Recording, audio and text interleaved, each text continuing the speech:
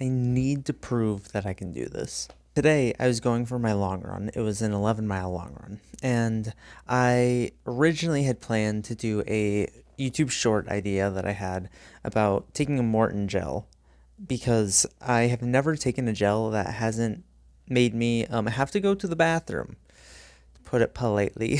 Oh, I was going to make a short about how I take the gel and see if it works because this is a different brand than what I've ever used before.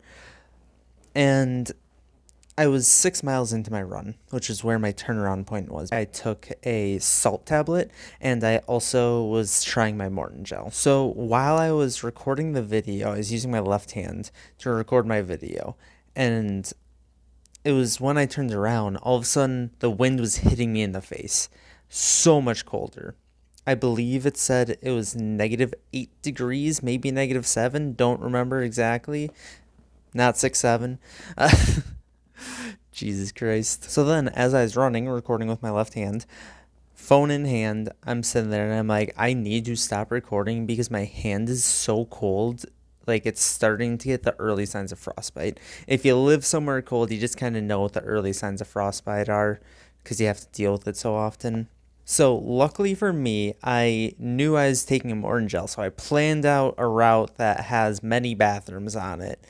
And because of that, they also were open bathrooms, just get out of the wind and into somewhere heated. So I paused in the bathroom and I was literally just freezing. Like, I was sitting there trying to do anything I could to warm up. And I stayed in there for a little bit. And I'm like, this is like dangerously cold.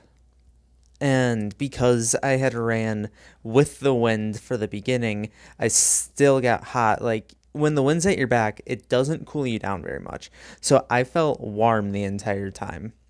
And then when I turned around, all of a sudden all the sweat literally is freezing to my chest and to my body. And you can see like on the outer layers it turning to ice. And like I was wearing a baklava so that like only cover or this is the only area that is uncovered, and this entire section, because of the moisture from my breath, all ice. So I stopped at the first bathroom, warmed up a little bit, and then I ran to the next bathroom and I'm like, I don't know what to do. Like, I don't really have any other choice. I don't have anyone that can come pick me up. But this is dangerously cold. So then I was like, well, if I run faster, then I am not in the cold for as long and my body will stay hot, hopefully. So that's what I did. I started running, I want to say like 8:45 minute per mile, something like that. I'll throw it up on the screen. It was hard. It was very difficult because my plan was to run around like a 10:30 to 11 minute per mile for the entirety of the run. And now all of a sudden I'm running an 8:45 pace, way faster, unexpected, like wasn't mentally prepared for it. So for the first little bit it wasn't too bad. But then I reached a section where it's been snowing basically nonstop now for 3 days straight. I hit a section on the trail that was completely unpaved, all just snow covered. Which, if you have ever ran on snow, you know how much stress that puts on your ankles because it has to put so much more effort in to stabilize your body, which is already something that my ankles hate to do. I have issues with my feet going numb because of just muscle tightness. The only thing that I could do to help me get through that was to keep telling myself why I was doing this. And the reason that I'm doing this is to prove it to myself that I'm capable of doing these hard things that I sign up for. In the past, whenever I've signed up for runs, I've kind of accepted whenever it doesn't go the way that I want.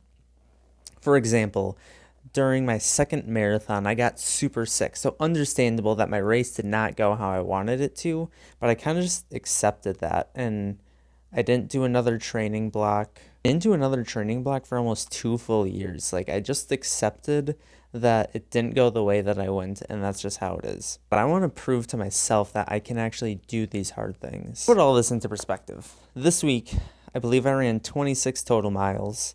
So I've continued to increase my mileage. Did 1 hour of biking on my indoor bike. I got a little fancy thing where essentially just attaches to my bike.